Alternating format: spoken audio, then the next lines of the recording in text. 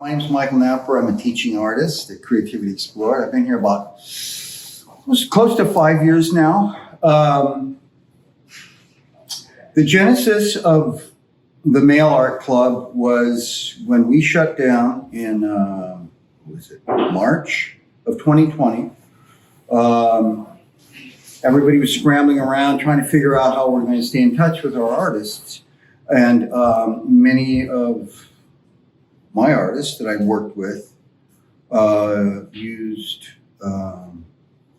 they didn't communicate in the regular ways. They used different, other than verbal communications. There's a lot of different ways of saying that, I suppose, but so I was trying to figure out how to communicate with them because even a phone call was difficult. So I started sending them these booklets that I made in the mail to them, asking them to do some drawings, and included a self-addressed stamped envelope. And the response was amazing. Everybody did beautiful work in them. And so I did 2 or 3 passes with each artist, it seemed. A book of drawings by Miyuki, and then another book of drawings by Miyuki, and Panorama by Miyuki, and etc. So this got me thinking that maybe we should continue on with this, and that as people started getting up to speed with computers and the Zoom platform, I thought, well, maybe we should have a once-a-week meetup with artists, and we should have a little mail art collaboration and correspondence. So the first artist I approached about this was JD, and he was totally up for it. Jumped in right away, both feet, and just was amazing. And then pretty soon other artists came up, and we had a core group of about 7. I asked another teaching artist, Judith LaRosa, to co-teach it with me. And I had run into Cheryl Ward, probably at an art opening or something. And I mentioned to her, and she was very excited and came aboard right away and was a huge supporter. And again, just, a stalwart, really right in it. And then Sylvie Carnot, a long-standing volunteer at Creativity Explored, she heard about it and wanted to come on as well.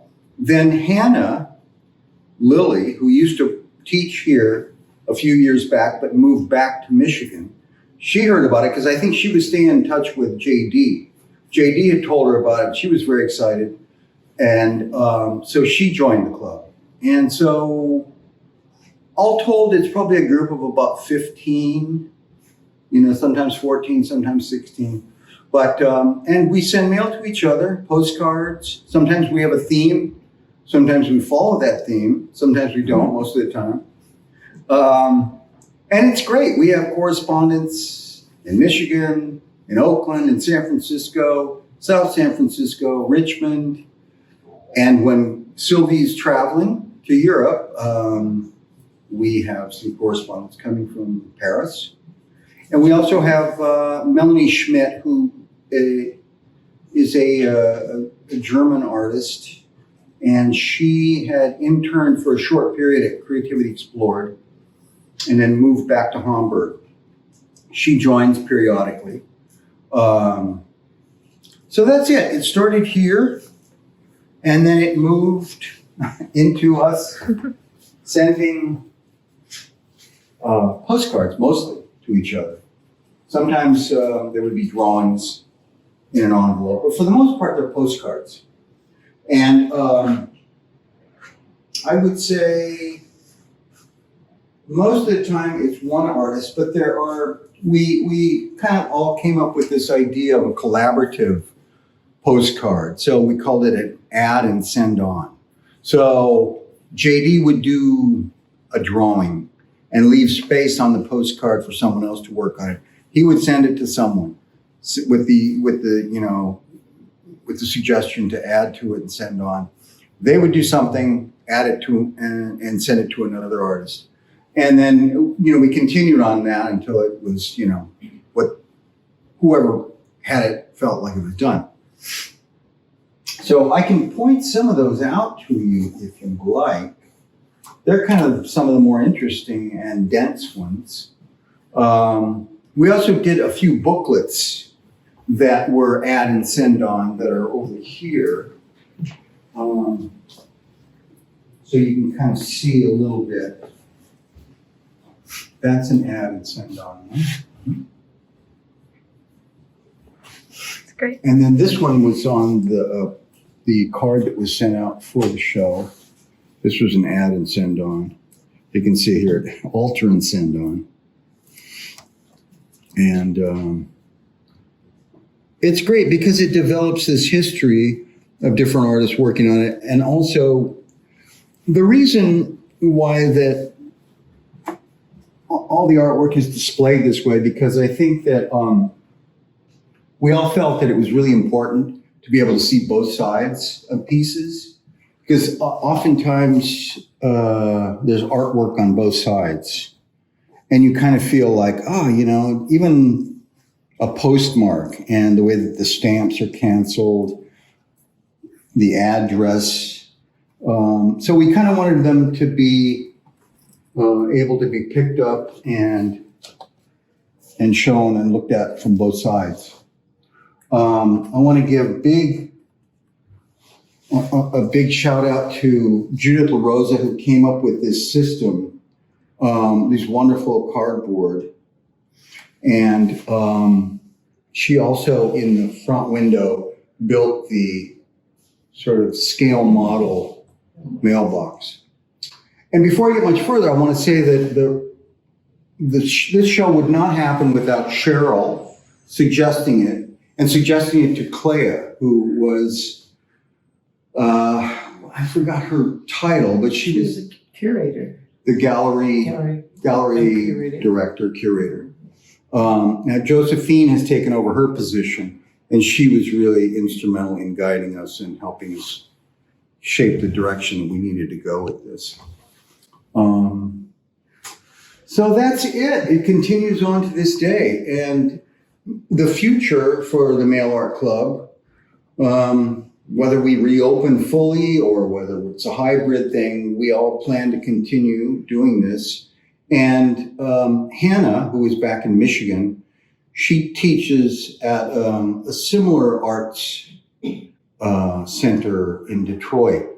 So we're talking about having some of her artists exchange mail with some of our artists. And I think that would be great. And then there's people in the mail art community here in San Francisco who heard about us, have seen the show, and are just, oh my God, I want to get in on this, you know. So they're going to be meeting with us at our Tuesday Zoom meeting this coming Tuesday. So that's it. It's a way of, I think it's a great way of keeping in touch with the artists during this time. But the other thing that I discovered as we went along is that when artists are only working on a 4x6 size piece of paper, I think there's more of an opportunity to be bold in experimenting with different styles and different media than if you were working on a big piece of paper. Because then that's, you know, the bigger the piece of paper, the bigger the investment, the more risk you're going to screw it up, right? So you worry about that as an artist. But with this, it's just, you know, if I mess up a 4x6 postcard, then no big deal. The other thing is I think that making mail art is different in its intention than sitting down and doing a drawing that is not targeted or meant for one specific person. So in our class, you know, when I make something for JD, I think about JD when I'm making it. I mean, I make my own art, but it's shaped by the fact that I know that this is going to be sent to JD. And I think, not to speak for the other artists, but I think that there is that sense also when they're making mail art and stuff like that. But there's a lot of joy in this. I think that's, at the end of the day, that's what it's about. We have a lot of laughter in our Zoom meetings. And And also, you know, a lot of artists are of a generation where they didn't really use mail because it's been, you know, it's been replaced by email and stuff like that. So to get something in the mail, not know if you're going to get something that day, but there's that possibility, you know. I think that adds to a certain sense of excitement for a person's day. It certainly does for mine. So I'm going to turn it over to Cheryl. I've talked quite a bit. My name is Cheryl Ward. I am a board member here at Creativity Explored, and I've been on the board for now 4 years. And I couldn't be more excited about this opportunity to be involved with a gallery show. When I heard Michael mention mail art, which has always fascinated me, I like putting things together and mailing, and I send a lot of letters. I asked him if I could attend a class, and he said, of course, and I showed up, and I've never left, and I don't think I ever will leave. It's given me an opportunity to really, as a board member, to get to know artists up close and personal, even though we're Zooming, just seeing faces and learning, you know, about their families and history and pets, and just has opened up so many doors and awareness about why we do what we do. And I say to other board members, this is a way to really fully understand why we go out and work for the betterment of Creativity Explored. And then, of course, I love art, and I love making art, and the fun that we have in the class is just outstanding. So there are several generations where some people who are much younger, and then there's an older generation, and just learning from other folks and sharing what we know about, you know, music and art and history and San Francisco history, and it's just really been, you know, I don't know, how do I even describe it, but just awakening of spirit and interest and subject matter. I have found that so back to the beginning. So as we were starting to accumulate work, and I came into the mail art maybe 4 or 5 months afterwards, and Michael and the other folks had already accumulated a lot of work, and I'd been seeing this, and what I was receiving, I was just blown away by it. And I said one day, more people need to see this. This was, 15 people seeing this work, and I thought, this is work that people need to see in terms of its art and its communication.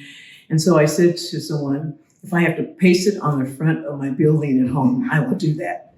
And then I thought, well, maybe there's another way to do that. So I talked to Michael and said, what if I propose an art exhibit at the gallery? And he was all over it right away. I asked Clea, who was a former curator, to come to my house. Michael brought a huge stack of work. And I think she saw 10 pieces and said, this is a show. And so she, of course, has to present it to the group here. I think everyone was enthusiastic about it. And that was probably a year ago. And it's taken a while to make it happen. But I couldn't be happier for the organization and for Michael, who really carried the ball and just, in terms of organization and interest and spirit and hard work. And it's not an easy thing to do. So we have probably, I would say, 2,000 pieces of artwork. So in order to put the show together, we have to go through all of the artwork, start to select, make sure we have enough representation from all of the artists. And then, of course, it was not easy. This show could have been 5 times as big as it is here. But of course, space is limited, but our next show will be massive. Mm-hmm. So I can't thank the organization enough for, allowing artists to express themselves and purchasing postcards and postage and encouraging people and just, making a wonderful thing happen. And as Michael mentioned, it's really opened up a lot of other doors because there are other people, other organizations that do mail art here in the city. And so they're now very excited about, collaborating and just the opportunity and knowing that other people, are doing the same kind of work in a little different sense because Creativity Explored is a certain kind of community. And so when outside organizations see that folks here are able to do this, it just opens up, other doors. So I'm happy that it's happening, the Mail Art Club. Hmm. Long live.